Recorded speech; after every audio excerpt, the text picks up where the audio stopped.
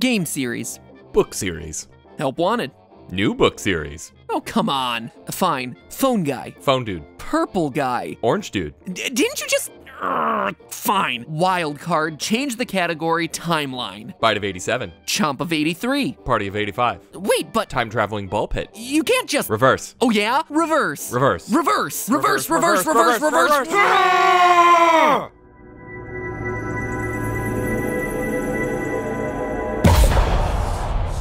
Hello, Internet! Welcome to Game Theory! Another day, another installment in the FNAF multimedia conglomerate. So, at this point, some people in the FNAF community really hate my guts. Like, ring me through a meat grinder and feed me to a rabid dog animatronic levels of hate. Like, for instance, this comment, and I'll read it exactly as written to stay true to his authorial intent. Quote, as a hard-care FNAF fan, he's a embracement to FNAF tourists. He insists on using the box to proof his stupid stories, and they don't even make sense. He sucks and thinks he's smart, but he's not. I wish he would stoop. He then goes on to rant for a paragraph about how unrealistic time travel is in a franchise about robot rabbits haunted by ghost metal, but I think you get the point. And though I use this one really over-the-top extreme comment as an example, seeing stuff like this is a bummer, because I don't know if you can tell, but I really do like this franchise, and I see my role in it as a person just connecting ideas or presenting new threads to consider in a franchise that at this point is massive and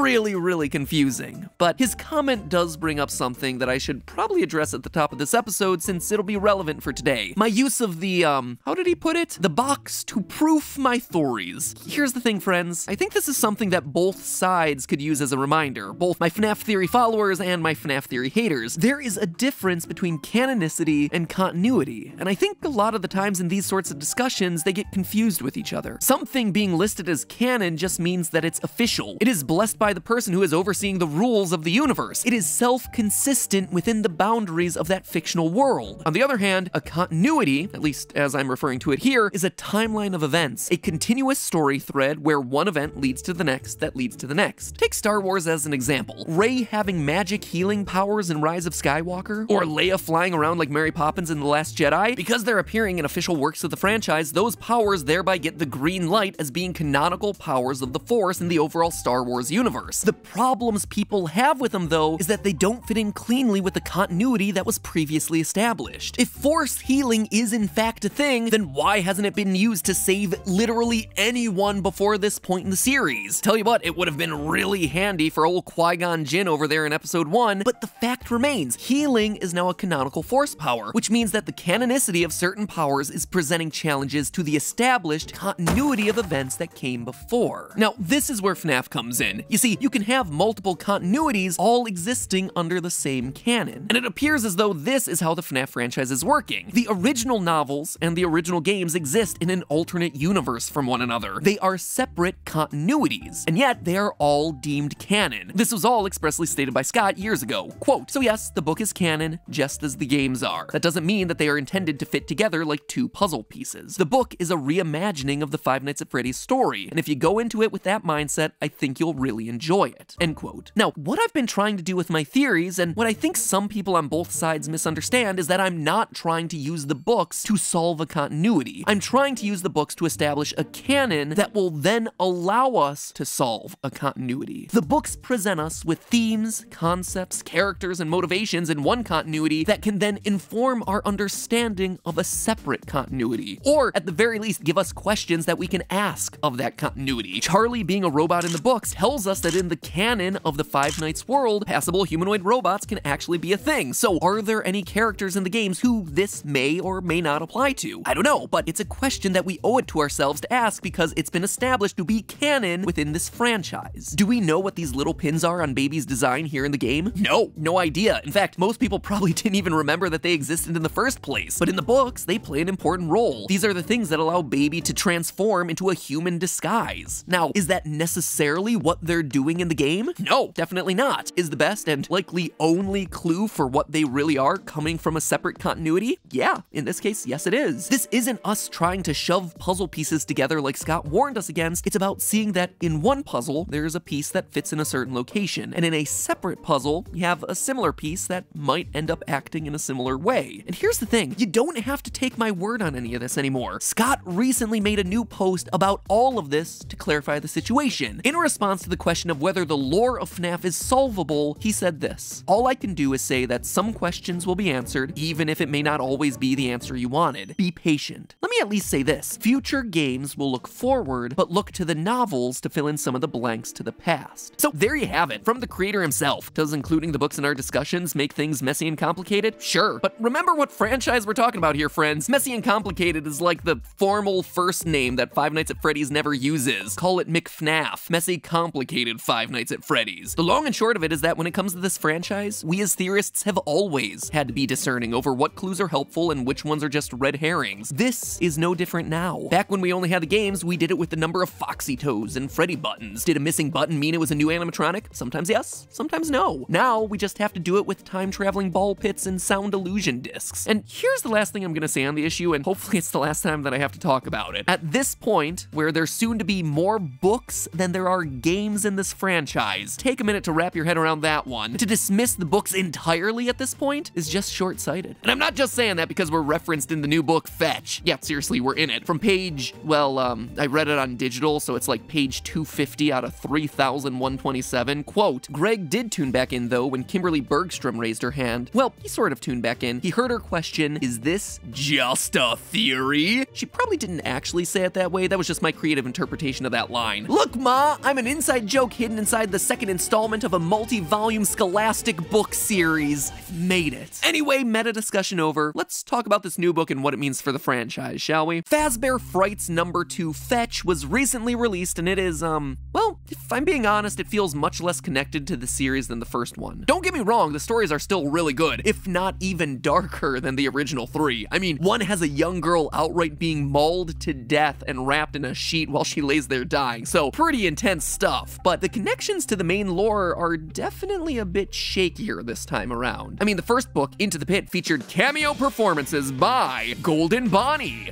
Baby, Funtime Freddy, The Missing Children's Choir, and more. This one, meanwhile, introduces us to a lot of new things. A smartphone-powered animatronic dog named Fetch, tiny free-roaming versions of Freddy Fazbear called Lonely Freddies. We do get some quality time with Plushtrap, but, you know, it's Plushtrap. It's like the D-Stringer in the FNAF canon alongside the Biddy Babs and the Endoskeleton 2.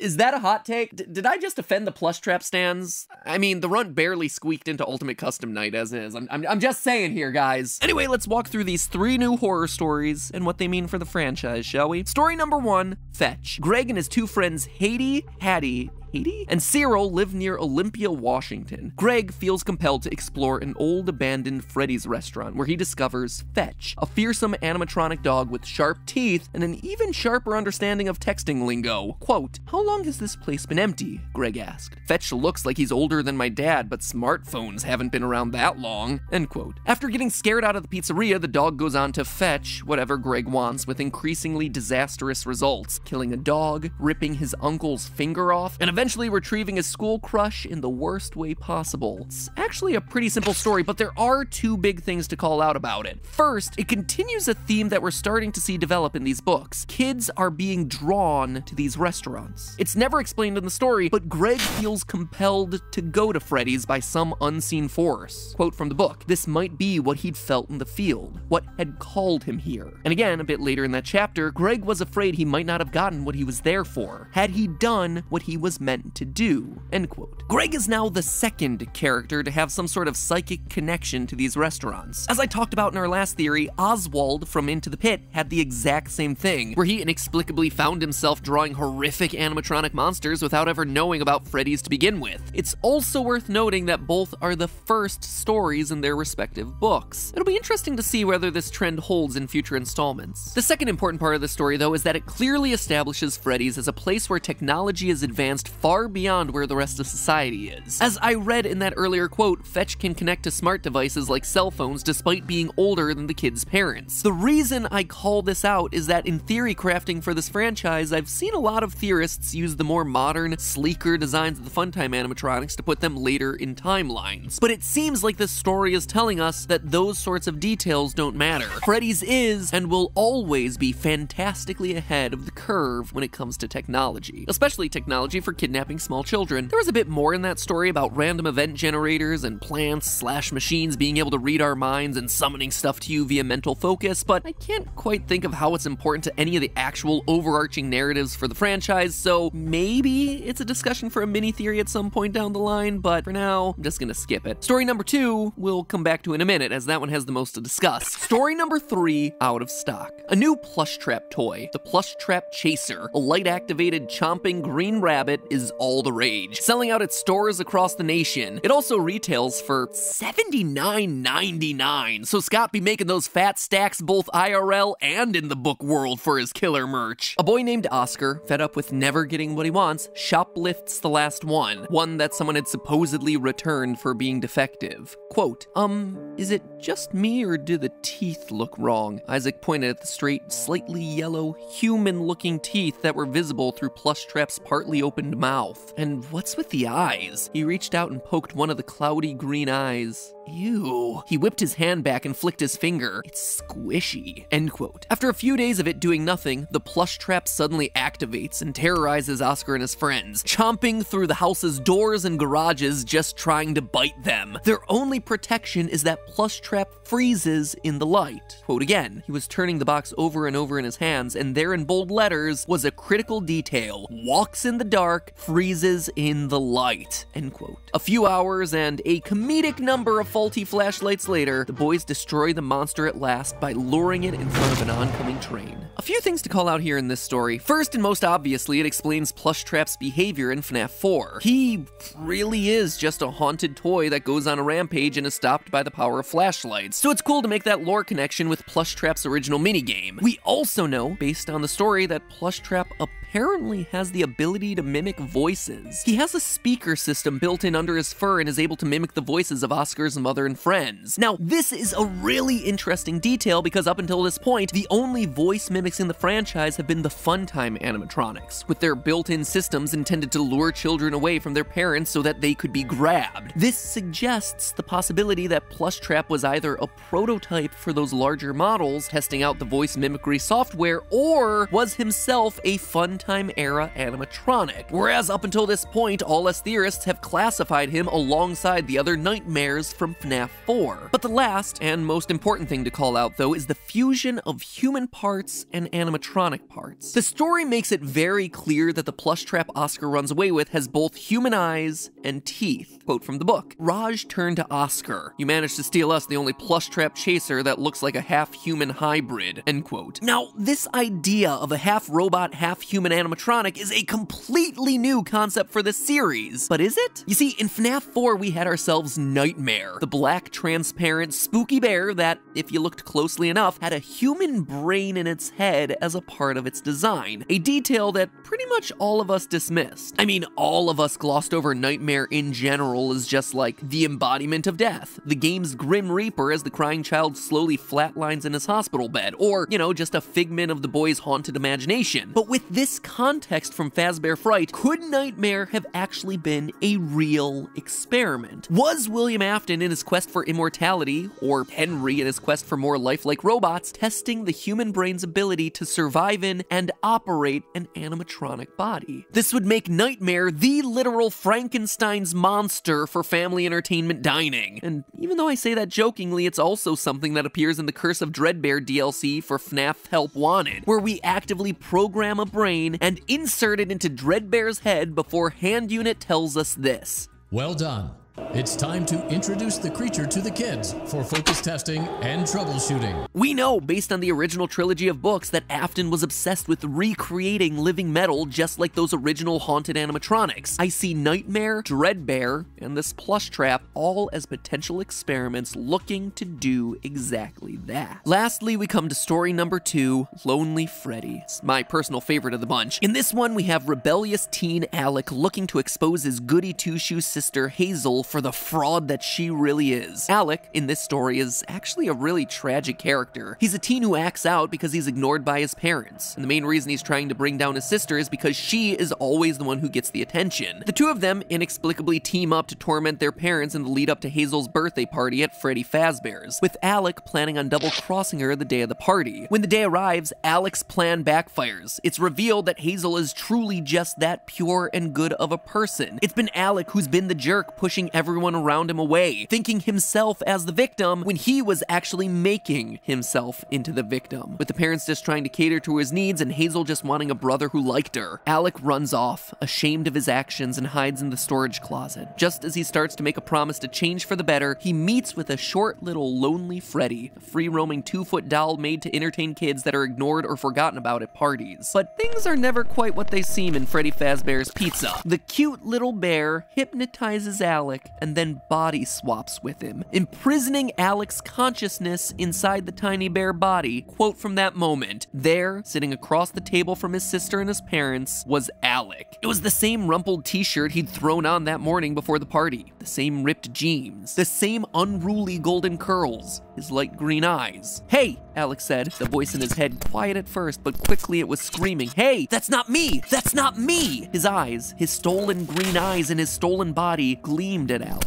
And then, the fake Alec smiled. As Alec, trapped in the Lonely Freddy, was carried away by a store employee, he saw fake Alec wink at him from the table before returning his attention to a smiling, happy family. Dark, right? And Alec isn't alone. After he's puked on by one of the kids at the party, he's picked up and thrown into the dumpster, where he meets a couple new friends. One final quote. "His fall was broken by dozens of plush bears that looked exactly like him. Dozens of discarded Lonely Freddies.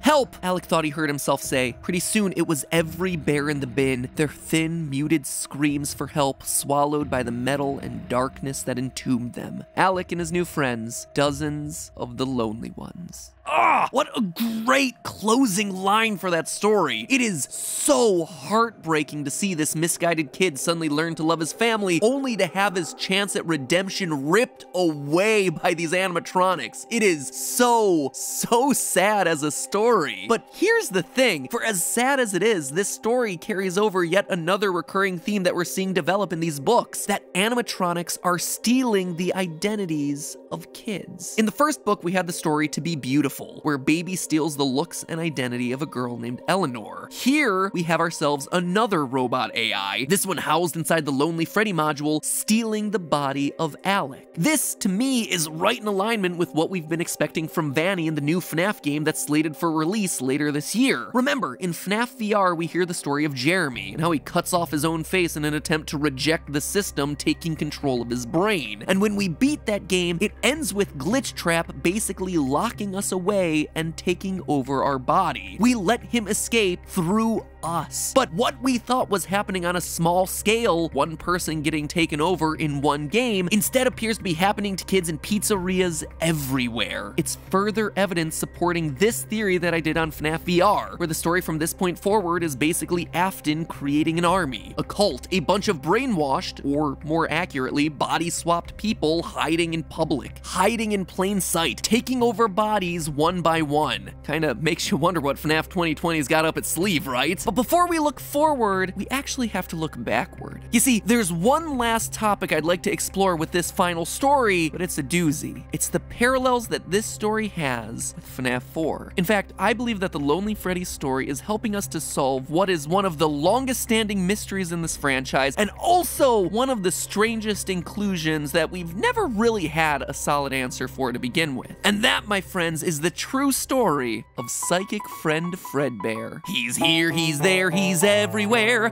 Who you gonna call? Psychic friend Fredbear. But in order to tell you why, I'm gonna need a bit more time. So until then, my friends, there's only one last thing to say. Do you wanna save money on pizza? Yeah, that's right. All this Freddy Fazbear talk has gotten me hungry for a nice old slice of pizza. Luckily, restaurants and food delivery are considered to be essential businesses right now, which means that you can still get yourself a steam and slice delivered right to your door by a service like Papa John's without breaking quarantine rules. But even better, you can save money on that slice thanks to our sponsor for today's episode, Honey, a free browser extension that automatically finds promo codes and applies them to your cart as you check out. Now, let's just cut the usual ad banter and the character and just be real for a second. Times are rough. Many are losing their jobs right now, and many more are just without pay for the next couple of weeks. It makes saving every penny you can during this crucial period all the more important. And with Honey, you can do exactly that for free every time you shop online, saving everything from a couple bucks to, heck, a couple hundreds of bucks for larger purposes. True story, one of the members from Team Theorist actually got married right before all this craziness hit. The groom bought wedding shoes from Cole Haan and saved $37.50 on his purchase thanks to Honey. His wife bought thank you cards after the wedding, saved 25 bucks, again thanks to Honey. That is over $50 of savings on just 2 purchases. Money that, I know, went directly to their fund to buy food as they started to hunker down for their self-quarantine. The long and short of it is that Honey saves you money on the purchases that you're making anyway, from sites like GameStop, eBay, Target, Papa John's, Humble Bundle, all without you having to do any extra work on your own. Not having Honey is literally passing up free money. It's free and it just installs in 2 clicks. Click number 1 down in the description to get Honey for free. Click joinhoney.com/MattPat, M-A-T-P-A-T. Then click number 2, just install. It is that easy. That's joinhoney.com/MattPat and then install. Stop throwing money away today. You need that extra pizza money for more important things, like toilet paper and paper towels, my friends. Stay safe out there, guys, and I'll see you all next week.